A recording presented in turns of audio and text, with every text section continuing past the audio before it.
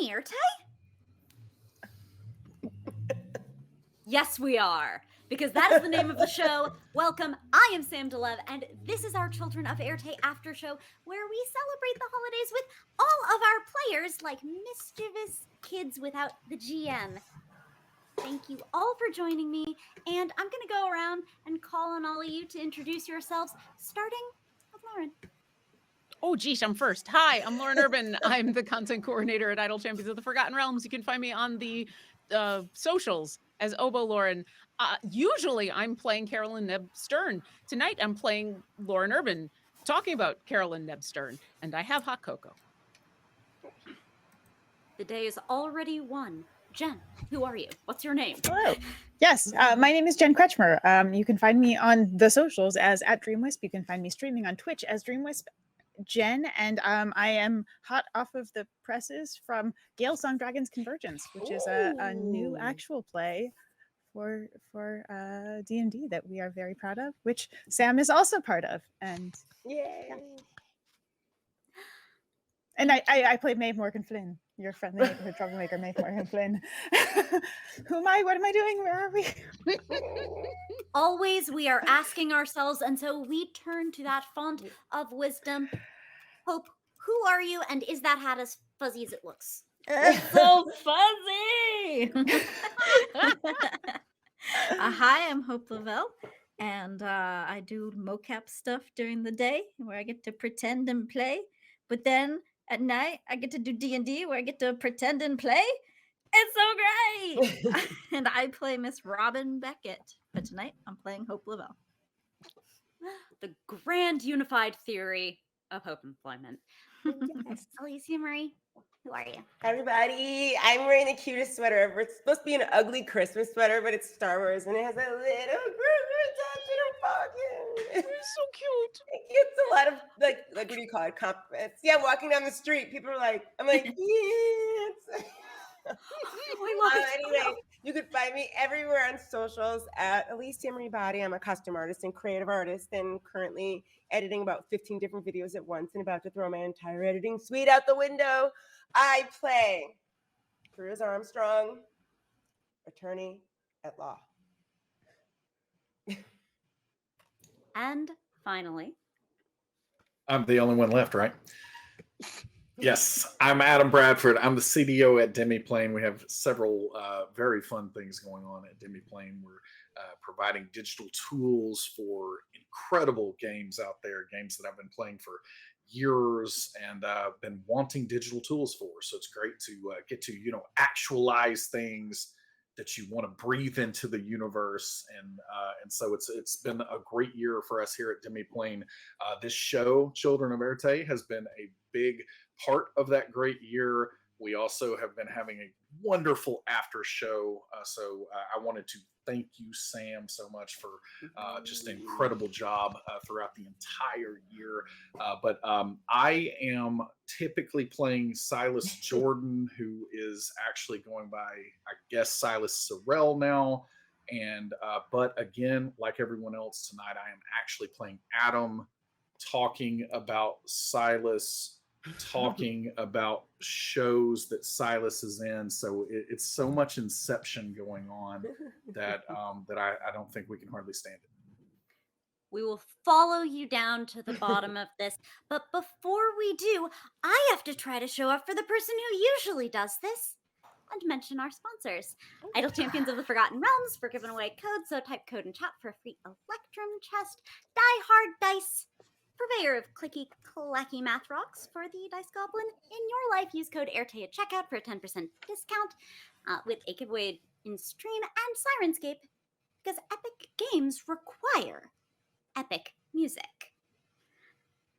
So while we, the pros, try to impress Adam with our sponsorship, I can tell you that asking questions is not just for the pros. It is for you, the people. While I ask this cast questions, you are also welcome to do so by typing question in all caps in chat. So I'll let y'all spin that up as we get this holiday party started. Thank you, everyone, for joining me.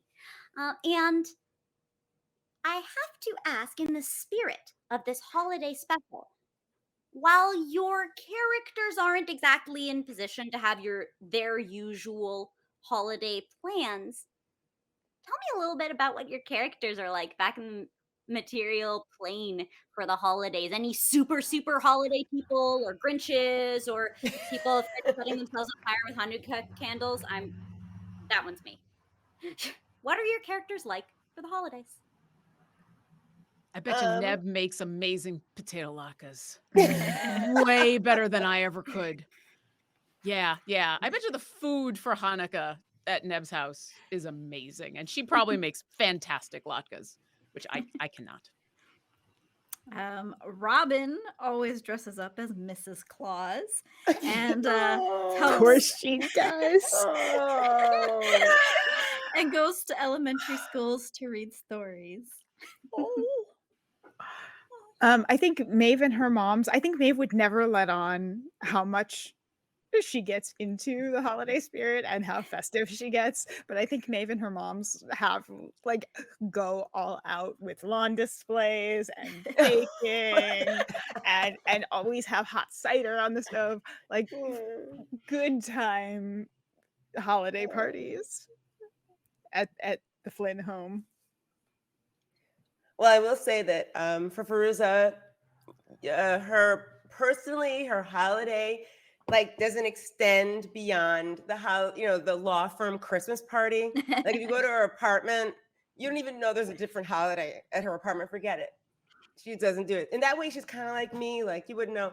But she does go home to her parents in Maine for a couple of days where her parents go all out. And that's where she indulges and maybe wears an ugly Christmas sweater and does the whole thing.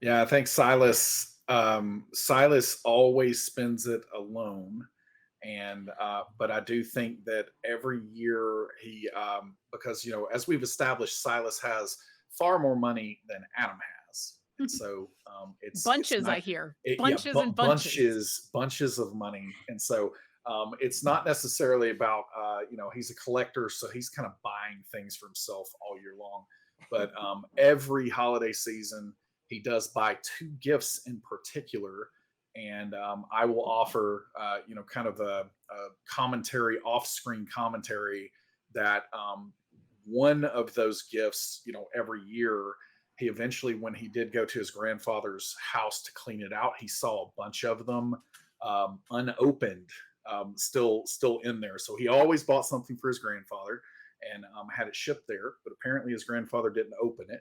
So we'll see what that potentially leads to, or maybe he just didn't like Silas very much. It absolutely could be that. And then he buys one other gift for an unnamed someone that he is not even sure if it gets to her or not. But he very religiously buys a gift every year, and it's never anything like really expensive.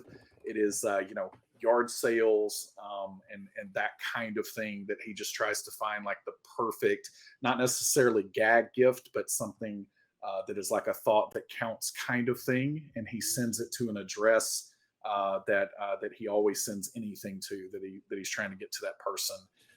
But other than that, Silas, you wouldn't even know that it was any kind of holiday for Silas as this Like season Silas's comes to letters us. to Santa, but Silas's gifts to mystery person. That's it. That's it. Yeah. Follow-up question.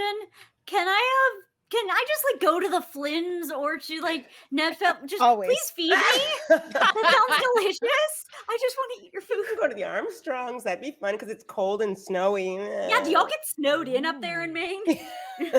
Ooh. I never have been. I mean, we don't really do that here. Oh no. Yeah, no. Oh, Right.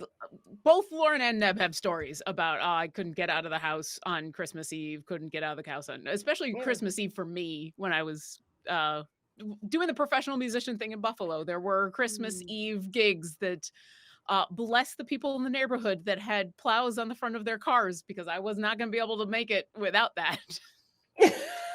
Yeah. Right, you need those where in the snow places where they do the snow. Yeah, yeah. Especially when the big plows come by and then suddenly you've got 4.5 feet of just ice and snow that have been plowed from the. We're supposed to be talking about Neb. I'm sorry. Like, wait a second. Wait. There are no rules. All right. I mean, God, I like no. I like to say that there's an entire set of like profanity that exists only in the Northeast for during snow season. Oh, yeah. Like, Oh, for yeah, sure. man, it's horrible. It's really. I grew up in Connecticut, so yeah. Yeah. Mhm. Mhm. I'm learning so much about cold places right now. And hey, it counts as in character because your poor characters have been in the snow for how long?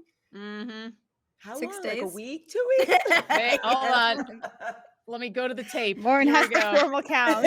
We are Okay, It's we been are like a week. On we that are on note, the it's end just- of day 7. 7, yeah. On that note, though, didn't we establish that it was like the winter solstice and therefore Christmas is coming up? Yes. Very, very Yeah, it was soon, the yeah. And then 21st. New Year's. Yep. And Okay. according to at least some fan calculations, also Hanukkah. Mm-hmm. Yeah, I mean, I guess it depends on the year, but yeah. Yeah. I Mm. heard some folks calculated it out to be starting on the 14th, so the 21st. Ooh. We're still in the Oh, window. That's Fairuza's Mm. birthday. Oh. Oh, what? Oh, is It it? is, yeah. Did we miss That her means- birthday? Wait, The wait, because 21st Did the is her- characters know is that? December 21st is That's- Fairuza's birthday. that's this day. you tell us This- that. That's start- what day we are in game. Episode 28 is December 21st. Yeah. We're not gonna know. She'll never say. Oh, well. And in a flip, I will say this: the tickets are for December 15th. That's my birthday. Oh, Isn't that random? Yes. that's totally so random. cool. Is it? Is it? Yeah, right. I'm like, We don't know how deep this rabbit hole goes. All right. Deborah So- did ask for our characters' astrological signs, so Mhm. So then help me out since it's the holiday season, real life, in game. And I'm personally, I wish I weren't, I really try, but I'm terrible at getting people Hanukkah presents. So maybe y'all can help me brainstorm what should we get these characters Fuzzy for the socks. holidays? New that's a yellow good boots. question. I mean, fuzzy socks are just the classic, wonderful Hanukkah gift. And then, at least in my family, you go out of your way to not just get like, I'm going to Target and picking up socks. You get like really fuzzy, amazing socks with the rubber stuff on the bottom and everything. So yeah, I think all these characters could use bunches of socks. I love that. I think Lauren is going to open a store that sells exclusively fuzzy clothing items to provision her characters. Tell me anyone you know that does not like fuzzy stuff. That's true. I have the longest text chain with my family this week about fuzzy socks for Hanukkah, so I can confirm this. I mean, I hate to be that person, but I kind of hate fuzzy things because I'm like a static electricity magnet. And so Really? fuzzy things like, are almost potentially deadly to me sometimes. Oh, Like, because I you have a literally dry sense of visibly humor, it spark. creates You live in a- static. I understand. Wow. How much fuzzy are you wearing at once? Because if you're wearing a deadly amount of static electricity fuzzy, maybe you should just cut back on the amount of fuzzy. I fear for my life every time I pump gasoline.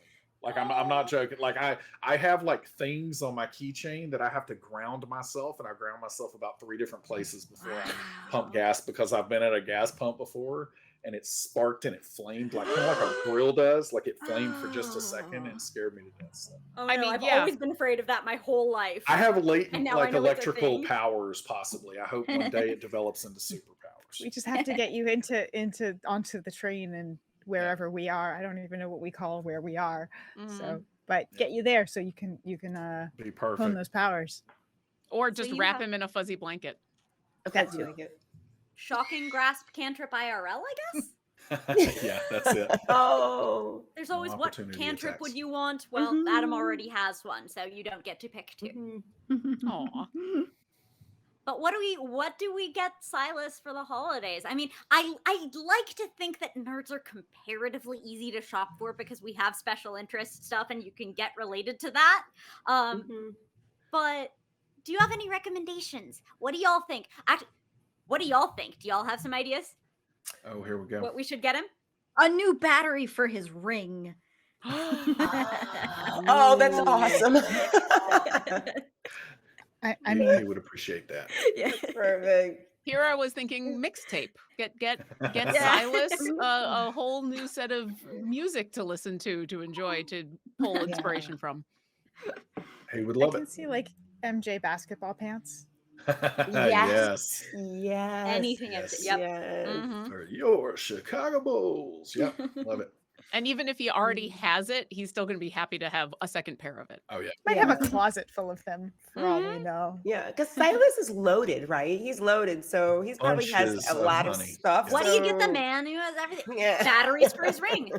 We have the answer now. Well, he would just take a phone probably now where he finds them. Oh, yeah. Mhm. Since he doesn't have one of those anymore. We'll airdrop you bunches of towels. Airtape Aw. drop. We need to get Michael Jordan branded towels. Mm. Sponsor us, Jump Michael man. Jordan. Yeah, I love it. Please sponsor us, Michael Jordan. Sponsor specifically Silas Sorrell. That's it. Air Jordan towels. Those might. Listen, Michael, if you're listening, I come really, really cheap. So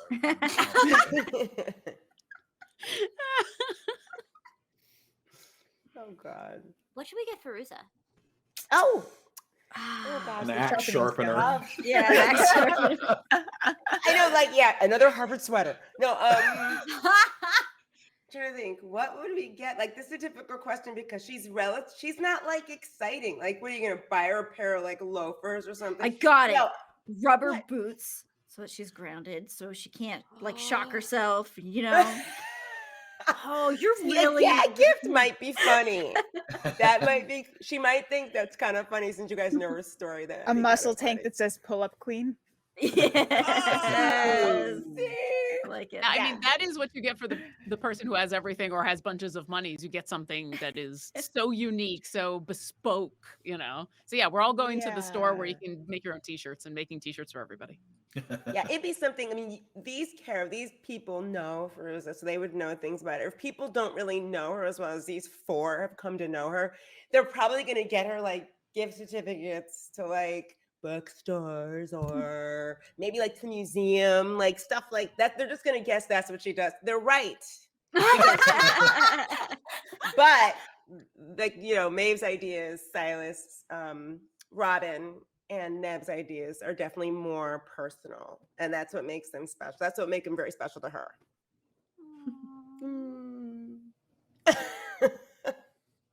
What are we getting, Maeve? Coffee. Vodka flavored like the coffee, good stuff. coffee flavored vodka, Espresso machine. Whiskey, though. Yeah. whiskey. Sorry. I think Yeah. any of the above actually would be fantastic for me. Yeah. A portable espresso machine would Yep. actually, yeah. Ooh. That would, Everything that is would be beverage delightful. oriented. If I can't drink it, I don't want it.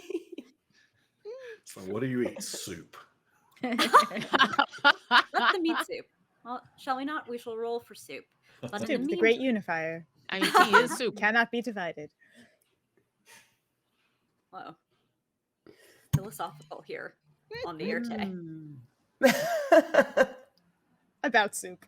About soup. What do we get, Neb?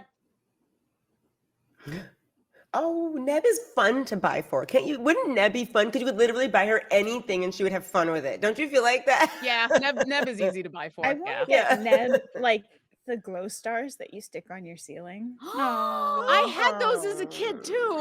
I always wanted them, and I That's a never. good Lauren did or Neb did? Lauren did, Yes, although okay. Neb probably wants them as well. So even as an adult, she would be Yeah. super happy to get them. Yeah. That's a good one. I feel like Silas would be really excited to purchase something for Neb if they ever get Yeah. back to civilization because it's kind of like Silas always walks into any kind of department store or anywhere where they sell clothing, and when he goes to the children's section, all the shirts are really, really cool. And he's like, none of these ever fit me, but I think that the largest sizes might fit Neb. And so he'd be really excited that he could finally pull the trigger on those things. But Silas would know better than to say, I found this in the children's Oh, yeah, section. That no, might be no. the only thing Just about for you. It'd Get be Lauren like the to thrift sign. store. I found the perfect size like- for you, and that's all you gotta say. Yeah. It would be the first time we saw Neb in a shirt that fits, because in my head, Neb is always wearing like a giant oversized t-shirt. It's a little on it's a little on the roomy side, but it's not giant. Okay. But she's definitely got like the baggy jeans, and the Mhm. sweatshirt is oversized for sure. Sweatshirts ought to be oversized. Oversized, I want yes, to you should put a- swim in them. Yeah. Yes. Live in it. But then again, think about this. Silas has bunches of money. Remember, bunches. So he could literally go to the department store and buy you the department store for Christmas. I want Silas to buy me a present for Christmas. Yeah. If we ever get, I mean, Silas buy is the kind of floor. in trouble because he has said that like he will give you all bunches of money if we ever make it back to Remember? where the money is. And Mm. honestly, Adam Bunches. doesn't know if we're ever getting back or not. But if we do, then that should be fun times. Hey, you all made it out of the mine. You're mostly not being attacked by zombies. I think you're making good time. You will definitely, almost definitely, make it back to a civilization, maybe, Yeah. Perhaps. eventually. If that's what you Potentially. want. Ooh. Theoretically. Well, but that's where the bunches of money are. By the way, chat, do not keep your money in bunches. That is not an on the Éarte approved unit of currency. We will, however, spend bunches of money getting stuff for Miss Robin. What should we get for Miss Robin? Oh gosh. I feel like the most thoughtful gift for Robin would be like a terribly, terribly knit scarf, but that you actually tried really hard. Yeah, that'd be lovely. She would wear it for sure. I had this strict rule before the stream that nothing about Miss Robin was allowed to make me verklempt. In your She'd be like, "Oh, bless your heart." Oh, Yeah, it's totally uneven. The number of stitches per row varies wildly. It's got random holes in it because you dropped stitches and things. Just gives them more character. yeah. I feel like that, or you find out something that, and how easy is this? Something that Robin's never done, and then you go do that thing with. So, like, hey, have you ever seen an opera? Let's go to the opera. Hey, have you ever gone on a roller coaster? Let's go on a roller coaster. Like take her to have an experience. I think Robin would want to have an experience that she could talk about. So is that what Lauren would get her, or what Neb would get her, or both of you? I think Lauren would get her that. Neb would want to get her that and fail miserably at finding something that Robin has not done, and then just cook her latkes, because like food is the universal sign that someone loves you. Oh, This is absolutely true. Though honestly, the trying I think is a fantastic present. A thing you haven't done yet, and you keep getting it wrong because she already has. But then you get to have a lot of experiences until you find the one. Spoilers, you don't find it. No. yeah. I kind of think that maybe Robin would just be like, you know what? I haven't done that, just to make you happy and to have an Because experience it's true, you with haven't you. done it with that person. That's a new experience. I don't know why, but Silas, again, if we ever make it back to civilization, I don't know why I'm giving this away, because now it won't be like a surprising game, but Because it's the holidays, Adam. yeah, I maybe love that's the it. Éarte. Maybe that's It's it. my job to Merry prize a Christmas. spoiler. It is. So I don't know why. I can't really explain this, but I feel like Silas would like pull from his own vinyl collection and like give Robin like Elton John Empty Sky, like one of his old albums or something, like one of the originals that he has in the collection.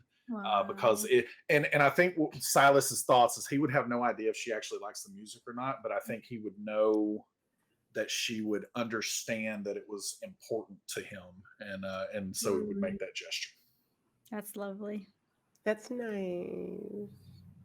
While I have Silas here, we have a question from Maverick 2 as to whether Silas has the lantern that matches the ring. Because if he doesn't, y'all, we have the gift answer baked in. We got it.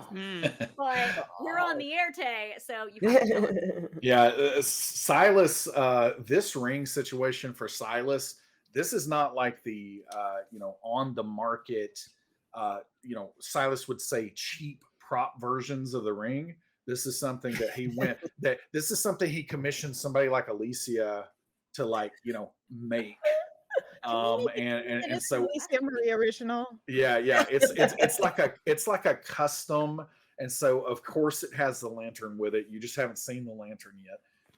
But the lantern is with it, and it is a ring that it might even be hard to find a battery for it because it's so custom. But yeah, no, this isn't anything that you would be able to buy in a store anywhere. It's something that he had commissioned. So lantern is an absolute yes. Runs on like C batteries or something. Sure. And then they turn invisible. I don't know, but yes, like yeah. It's something really custom and really special, and that's probably why he was so worried when Fairuza had it for so long. Well, Silas likes his stuff. That's something that Adam, like, I am really sitting back and kind of watching this story unfold, and I'm like really pulling for Silas to understand that life is not about stuff. But I don't know if Silas has quite gotten there yet. I mean, So it's we'll only see how been it 7 days. Give him some time. goes. We'll see. well, but if life isn't about stuff, what were all those bunches of money for? Oh, just to have the bunches of money. Like, what's his name? Smog. And Maybe that's why he's just throwing it around so flippantly. He doesn't know. The thrill of the chase. Yeah. That's what a collector does. I have no idea what you're talking about, and neither does my dice collection. Thank you very much. Which is a very healthy number.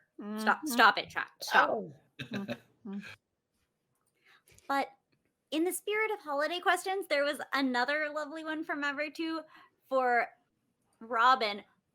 Of all the jobs, a reindeer wrangler? Your options are yes or also yes. Well, then, yes. I definitely like to think it, as Mrs. Claus, she definitely would have found like a petting zoo or something to help out at. Which would then, of course, have, reindeer or deer with reindeer or dogs with antlers or goats with antlers. Anything that makes them reindeer. Spoil us. Has she actually Grinch met dog. a reindeer? Oh.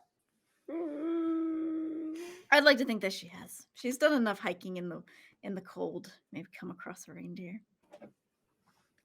Robin's like an old G. Didn't she like clock someone from like 12 feet away at some point? I think she's tackled people like in this game. We're like, damn, wait a minute.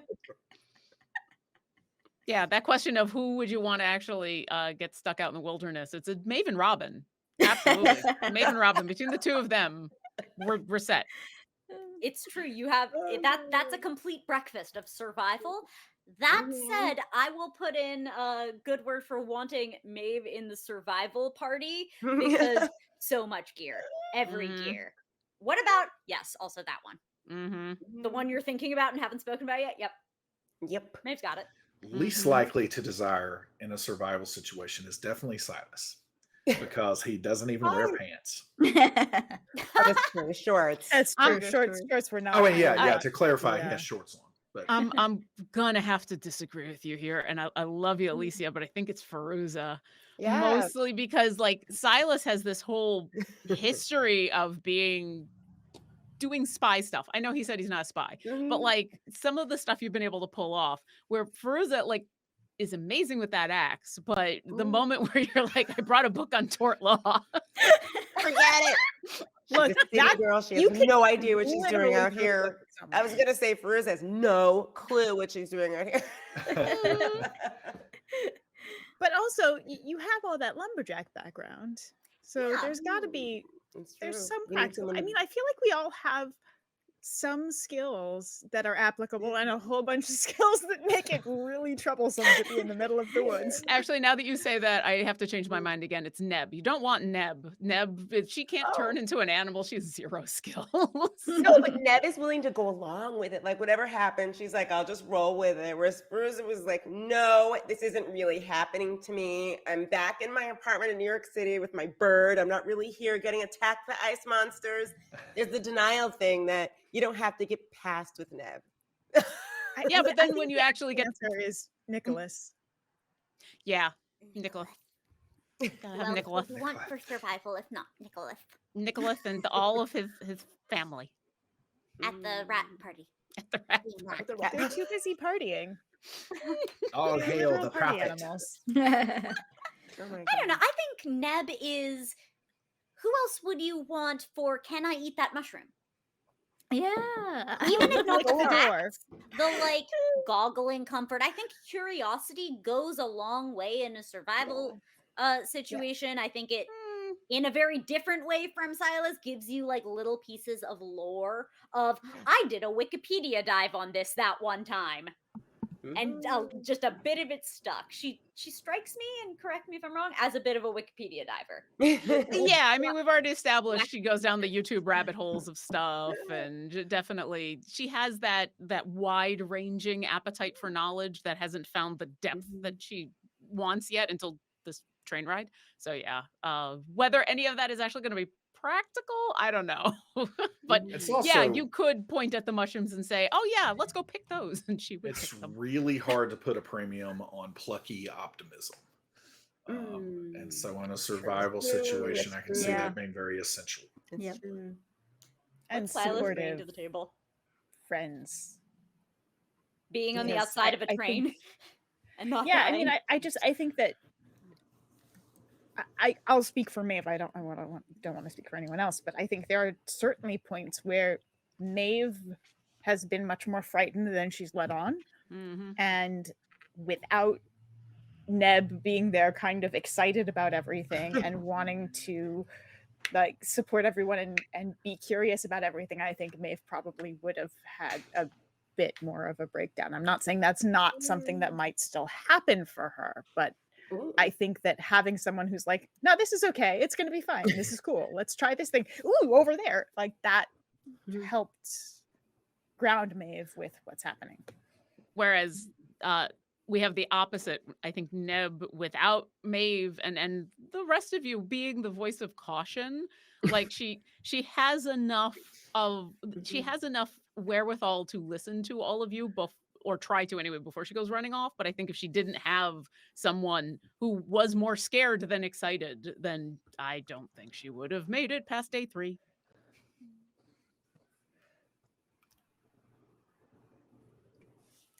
So, Silas, Yeah.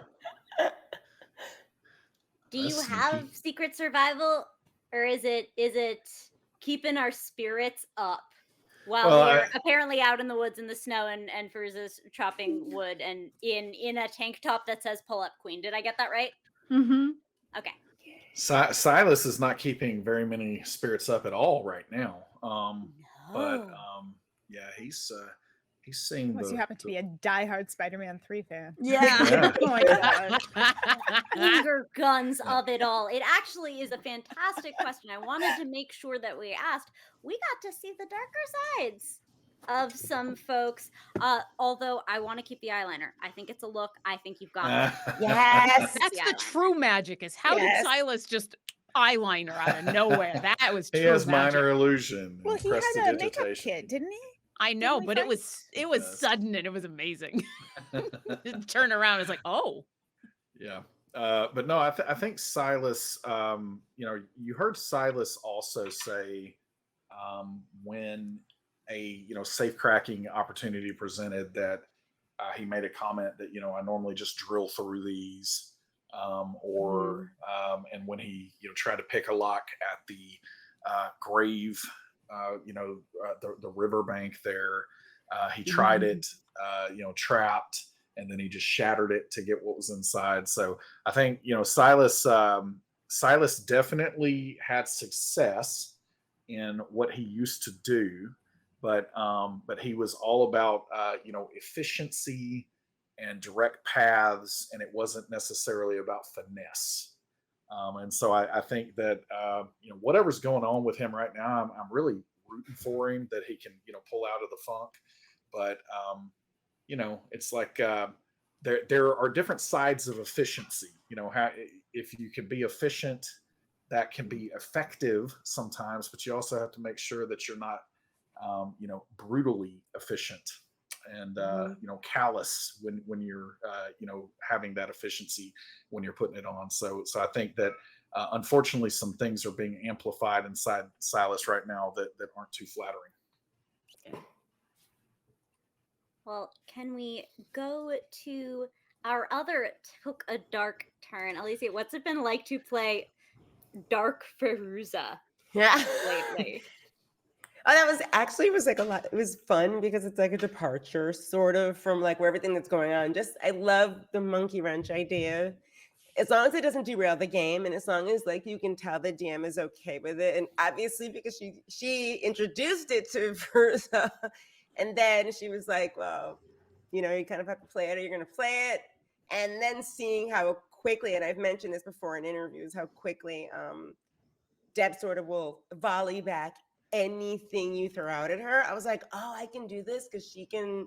I did an interview with Josh a few days ago, and I was telling him how during one scene when Fairuza's like cold, she starts getting cold because she's basically being like she's becoming pure darkness. That's why her eyes are turning darker.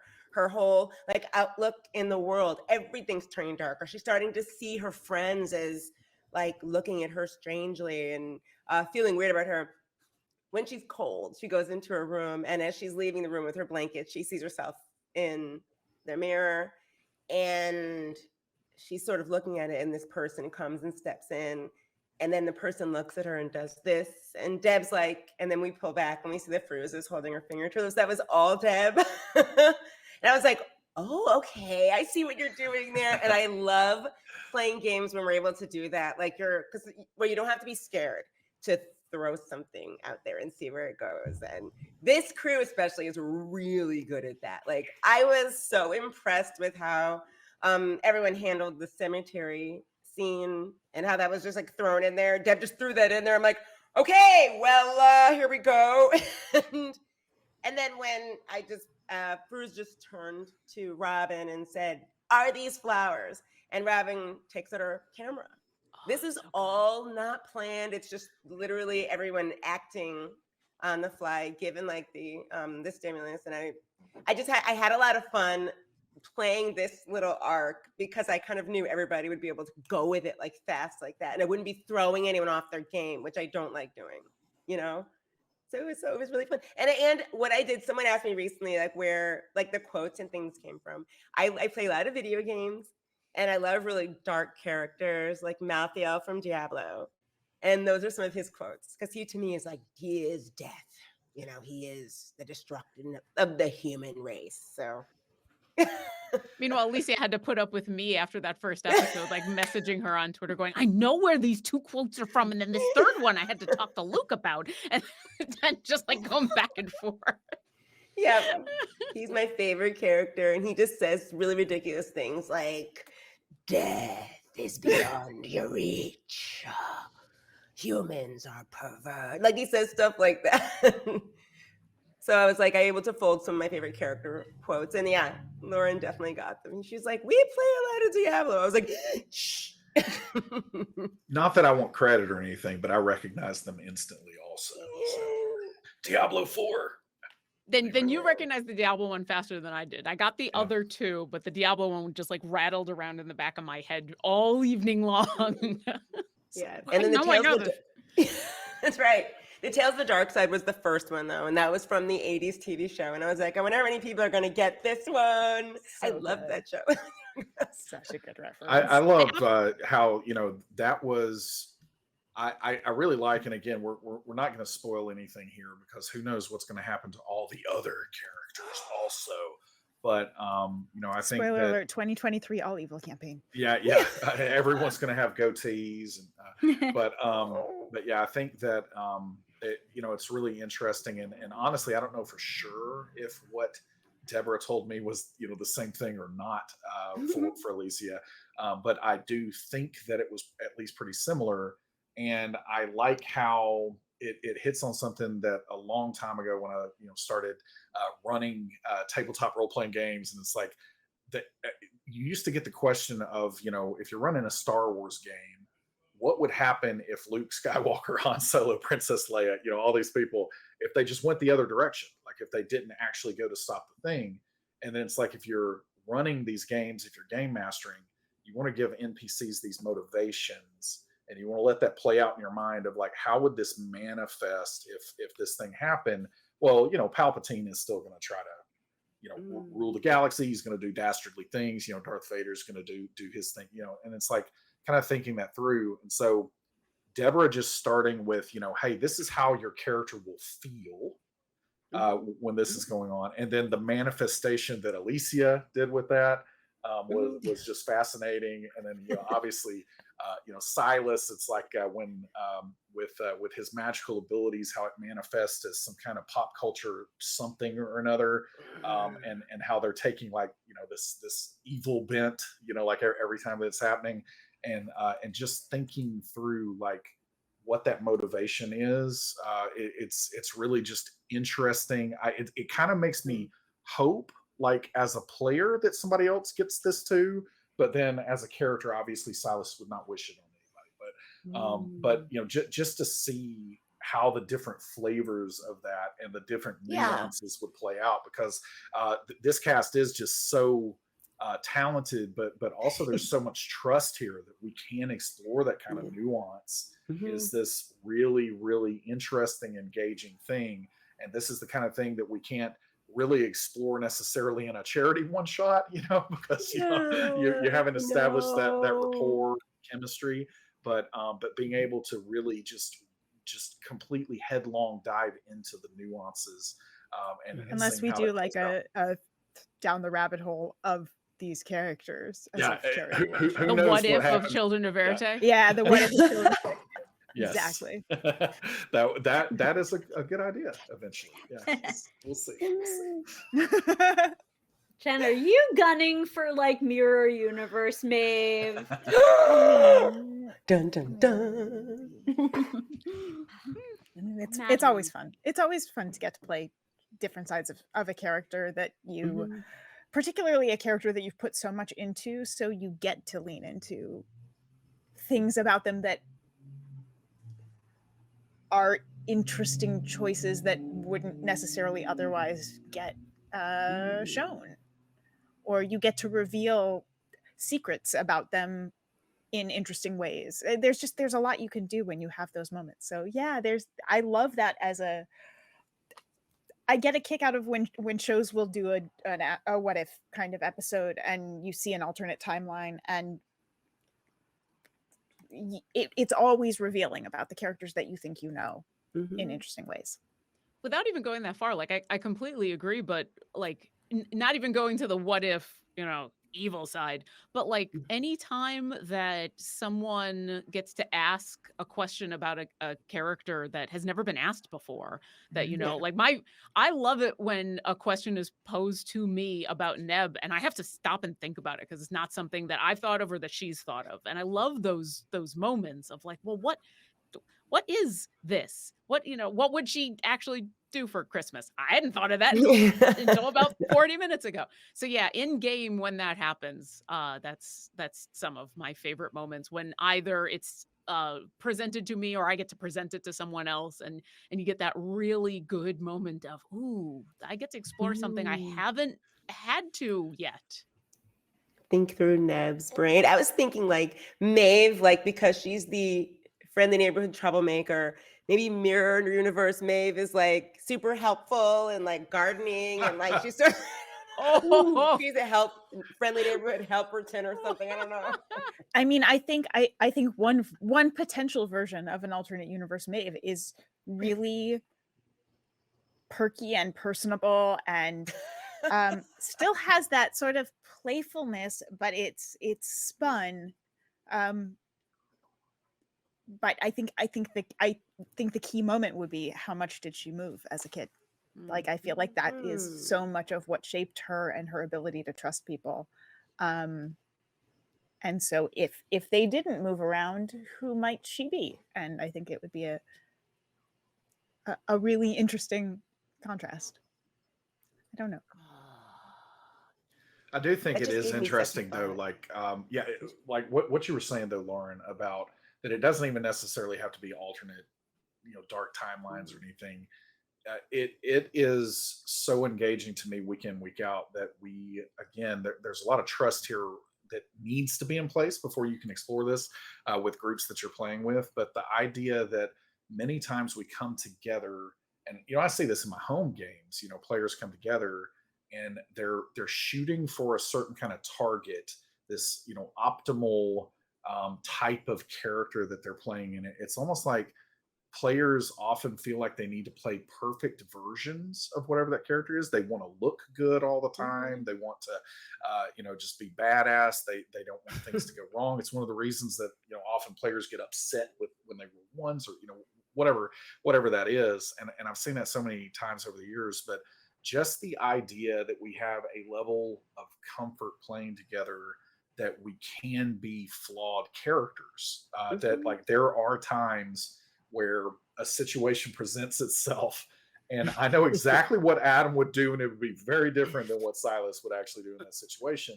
But again, just thinking through like what kind of story I'm trying to tell with that character, and I know that we've all thought about that for all of our characters. Just that idea that it's okay if they're flawed right now. It's okay if they make mistakes, because that's a really great way for us and what we're trying to make here together with this cooperative story.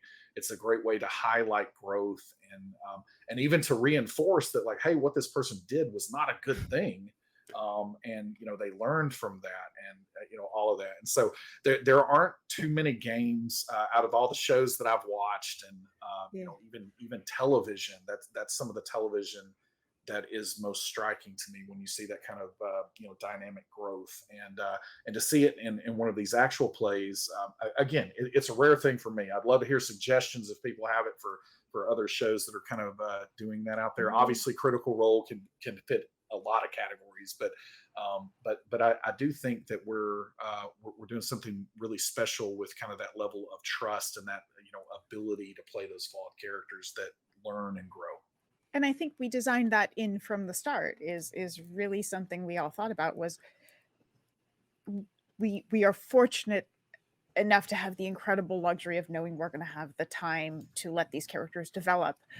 So you may have a picture in your head of what you want your character to be down the line, sort of as they settle into themselves and grow up. And I'm totally speaking from Maeve's perspective here, but as the story progresses, sort of that end version of yourself, and then to backtrack that and go, where can you start where you are very far from that, and you have a whole journey to go on to learn how to be that person. Because that to me is so much of what the story becomes about. And I think we all have really interesting flaws. I think we have flaws that mean that we come into interesting conflicts, but also we have flaws and strengths that are really supportive, and where we have things that we can really learn from and grow from within the group to achieve that. I agree. I'm also always in awe of the moments where, because you hear about people who they use, well, this is what my character would do, as a bludgeon, as an excuse. But you never, it's not a bad thing to be like, well, what would my character do? Because you're trying to embody that character, but having the depth to be able to go, what would my character do? Now, how can I be true to that and still play this game with these people and engage and, not run off on my own all the time, which is a hard thing for Neb sometimes. So like, it's impressive to me to watch that, because it really shows in a D&D game where what would my character do? You can answer that in a way that's truthful to you and also fun for the other players. So Yep, that's exactly it. It's true. I think Jen brought up something really interesting. And there are times when I feel like this group was curated. Like these particular people were curated by this mystical experience because all of them are supposed to answer something in each other, but they haven't figured that out yet. Like you get someone like Fairuza, who on the outside, everything's like perfect. Back home, like everything's perfect. Like her life is led by like logic and everything happens how it's supposed to happen. You throw someone like her in a world like this, she's turned upside down and doesn't know, what end from up type of thing. And then like Maeve is sort of figuring out some of the strengths she had that she never really trusted she had, like in the real world, like sort of. And so it's like, I feel like all of them are sort of, they're having to have their own little journey in this world, but they were curated to also answer questions in each other to achieve a goal together. And that's randomly how it just feels like it's come together to me. I don't know. They all feel a little slot. I think you all have built something pretty amazing together in the past. Can you believe it's 30 episodes? Oh my God. It's only been 7 days. And that's on time compression. But since we're sort of doing an end of the year holiday special, it seems like a good moment for quick retrospectives and quick favorite moments, because we have had some questions from the chat about favorite moments of this game so far. It's not fair that we have to pick one. Yeah. Look, there are no adults in the room. Look. If you pick more than one, I won't tell on you. I think one of the important things about picking a favorite moment is not thinking too hard about it. You just whatever, when someone says, what was your favorite moment? It's just whatever first comes to your mind that really stuck with you. I think I had mentioned on Twitter that one of my favorite moments was just listening to Fairuza talk about how she got struck by lightning. I just completely fell into that story and was just like, I forgot we were playing. I was just listening to this great story, or moments that really surprised me, be like, whoa, why didn't I think of that? Like when Silas jumped off a bridge so that he could bring Fairuza back Why up. did I think of that? Silas as cantilever. Just little things like that. Oh, I love things. I was talking about this to someone recently. I loved the scene where all the characters see themselves in the future, where everyone described like what they're gonna be, and they're all sort of like, what are we? And like Nev, you just see her changing into different characters and stuff. That was really fun because I think about myself. If that was me, I think I'd be really like, it would be foreboding as hell. I'd be like, what is happening down here? And I would think we would have to get out of here or that's going to happen and it's not good. Because they don't know. They don't know. Is their job to get out of here before that happens? They don't know. So it's all kind of like, yeah. It brought up a lot of questions for me, but I thought it was really interesting how everyone described their end game. Like, whoa, can't wait to see what happens when that happens, I guess. I don't know. I think. Yeah. Oh, go ahead. I think my favorite moment it's a mirror of that moment. It's that first camp just before we went into the mine where we'd gone through just enough to be like, okay, magic is really happening. This is really, we can't really deny everything weird going on. We're in this together. Let's get to know each other. Let's answer some questions. Let's ask a whole bunch of questions. And that whole conversation, I love, and it feels so much like that conversation was a bedrock for so much that happened in the next couple of episodes, days, whatever. Yeah, I feel like kind of similar to Lauren, my favorite moments are often sort of the quieter interstitials, which I think is pretty unique to our game. I think a lot of games are very much about action and driving the story forward and constantly we have to be doing something, and I think there's so much beauty in those moments, and this is true in other campaigns we've all played together, that those have been the moments that like I treasure those moments where we're sitting on watch and just Oh yeah. kind of talking about stuff. I mean, I love when we're awesome and heroic and getting to do cool stuff, but the moments where we're kind of connecting and growing together as a group, as a team, are Mhm. always really special. And I feel like you often don't get to see those moments, and I think DMs often don't give games the space to breathe like that. And to me, Mm. that's when you really grow to love characters and care about them, which makes the peril so much more intense. Yeah, there was that one talk that Maeve and Robin had. Do you remember which one? Me, Yeah, Lauren and I I know talked about it, I exactly which think. one. It Where was we talked about really, it was, responsibility and commitment. Yeah. that was it was very like, we don't get to see Maeve open up as much as we get to see other characters open up. So that was really like, I liked seeing that. It was like, oh look, there's a little bit underneath that we still have a lot to find out about Maeve. I can tell. And Robin gets it out of her. Robin gets everything out of everyone. I think a lot of that is just Hope LaVelle being amazing. Also, and I said this on Twitter, every time we find out some new job that Robin has had, every single time. Oh, I used to be back in my day a shoe salesman, and everyone's like, yes. Well, every single time, I'm so happy. I feel like You know people what should they have bingo say.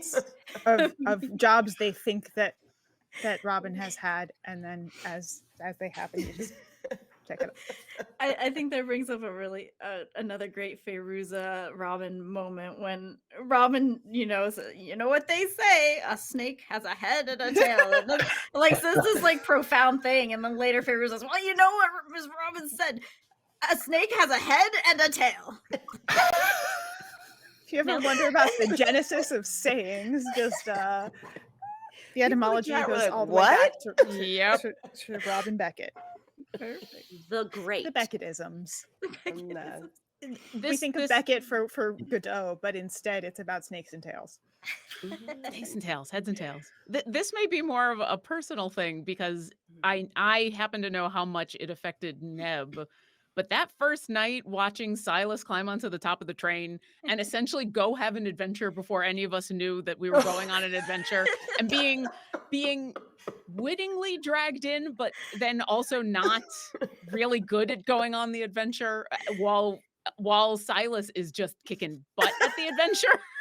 Like that whole sequence of events just is and how calm Silas was. And like now that all makes a lot more sense. But at the time, it's just like it was a dichotomy, really, like what's going on. And it really did like how much that's affected how Neb has acted in the last couple of days of this game. Like can't be understated, like how much that meant to her going forward. She's still got to get to the top of that train one of these days. Yeah, I think one of the things that I would say is, that there are 100 moments that, and Hope, what you're saying is great, except when the first thing that pops into your head is like 100 things at once. So I'm still having to whittle that list down. But it is little things, because I think that even what you're talking about with Neb there and seeing Silas, and that was one of the things that Deborah and I talked about, was that it would be good to have someone that at least in a past life was, as you're saying, a spy or whatever, like did something dangerous at some point in their life, because to kind of dip our toes in it, and so that was definitely kind of an intentional choice with Silas, that he was going to be relatively calm in that, because he has done probably worse than that. But as you're describing, that Neb was emboldened by that to a degree. The very like the progression from that after Silas is shook, which this is actually what I kind of want to call out as some of my favorite moments, are when Deborah just really nails it, because like I don't like horror movies, for instance. I have way too active of an imagination. I have nightmares as a 40-something-year-old person. I have so many nightmares, and so it's like I don't watch horror movies, but I do think that through games I connect with that, primal, kind of response to horror, and Deborah does such a great job with those little moments. So when Silas is looking in the window and she describes what we later found out was Ivy is just staring at him in the window. The last time it was 2:13 or whatever in the evening, and Silas saw something that no one else saw, and all of that. I saw that so vividly, thankfully not vividly enough that I had nightmares about it, but still it was like, it was just, those were some great moments. But I love what happened that first time when Deborah was describing that, and just the feeling and how energized I was. But again, as a character, I felt really shook by it. Then we finally get the door open, and the first thing that Neb does is go into the door. And it was like, and again, like Silas, typically in that situation, if no one was going, Silas would have, because again, he's done dangerous things in the past. But right after what you're talking about with Neb, like, oh, is this like a thing that we can do or what? And then Neb just goes straight through the door. And then Silas, I follow her, it's like, I almost didn't even know what to say. It's like, I go in after her, but that was, it's so exciting kind of seeing how all that like kind of builds off of each other. And again, so many of those things for me, those wonderful moments, and I like that word interstitial, the interstitial moments there. So many of those are coming down, like walking down the other side of the hill or the mountain, from Deborah, setting something up that is this just moment that I can see in my head as clearly as a movie, or some of the best books I've read.